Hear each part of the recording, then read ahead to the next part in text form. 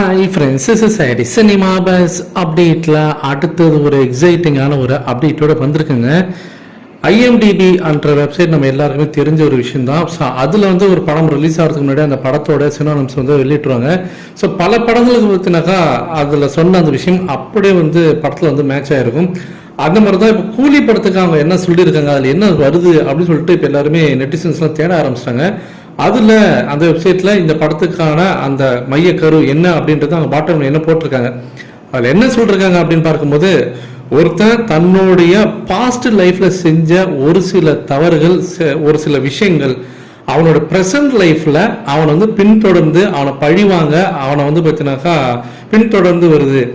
அதுலேருந்து அவன் வந்து தப்பிக்க முடியாம வேற வழி இல்லாம மீண்டும் அதோடன் பார்த்தீங்கன்னாக்கா போராடி அதில் பார்த்தீங்கன்னாக்கா வெற்றி பெறானா இல்லையா அப்படின்றது தான் அதோட சாராம்சமாக இருக்கு.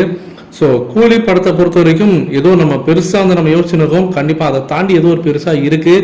படத்தில் கண்டிப்பாக ஃப்ளாஷ்பேக் காட்சிகள் இருக்குன்னு தான் நினைக்கிறேன். அக்கார்டிங் டு இந்த ஒரு நோட்ஸ் எல்லாம் பார்க்கும்போது அப்படிதான் எனக்கு தோணுது.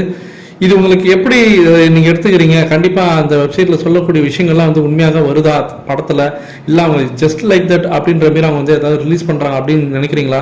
இல்லை படத்தோடைய கதை இதோட இருக்குமா, இல்லை வேற ஏதாவது இருக்குமா? ஏன்னா ஜெயிலருக்கும் இதே தான் அவங்க சொல்லியிருந்தாங்க. ஜெயிலருக்கு சொன்ன அந்த ஒன்லைன் அப்படியே படத்தில் வந்து புரிஞ்சிருந்தது. ஜெயிலர் கதைலாம் ரொம்ப பெருசாக ரொம்ப யோசிக்கிற கதைலாம் இல்லை, சிம்பிளான கதை தான். ஆனால் அது எப்படி அவர் ப்ரெசென்ட் பண்ணார் நெல்சன் அப்படின்றதான் அந்த படத்தோட வெற்றி அமைஞ்சிருந்தது. அதே போல தான் இந்த படமாகவும் இருக்கும் நான் நம்புறேன். அடுத்தது இன்னொன்று எக்ஸைட்டிங்கான அப்டேட். இன்றிலிருந்து பார்த்தீங்கன்னாக்கா ஜெயிலர் செகண்ட் பார்ட்டோட ஷூட்டிங்கில் நடிகர் எஸ்.ஏ. சூர்யா அவர்கள் வந்து கலந்துக்கிறாருங்க. ஸோ நான் ஏற்கனவே சொன்னதான், இந்த படத்தில் 2-3 வில்லன்கள் இருக்க போகிறாங்க. ரஜினி சார் ஒருத்தரை மட்டும் எதிர்த்து சண்டை போட போகிறதுல 2-3 பேர் இருப்பாங்கன்னு சொன்னால் அதில் 2-3 பேரும் நான் சொல்லியிருந்தேன். லாஸ்ட் வீக் என்னோட வீடியோ போய் பார்த்து தான் தெரியும். அதில் அந்த ஒரு 3 முக்கியமான நபர்கள் சொல்லியிருந்தேன். அதில் ஒருத்தர் வந்து எஸ்.ஏ. சூர்யான்றதை நான் அடித்து பேசியிருந்தேன். அது இன்னைக்கு வந்து ப்ரூவ் ஆயிருக்கு. அவர் இன்னையிலேருந்து பார்த்தீங்கன்னா ஜெயிலர் செகண்ட் பார்ட்டோட ஷூட்டிங்கில் கலந்துக்கிறாரு. So he is one among the வில்லனா, இல்லை அவர் தான் மெயின் வில்லனான்றதெல்லாம் நம்ம இதுக்கப்புறம் தான் வெயிட் பண்ணி தான் பார்க்கணும். ஆனால் இவர் மட்டும் வில்லன் இல்லைன்றது மட்டும் நான் இந்த இடத்துல சொல்லிக்கிறேன்.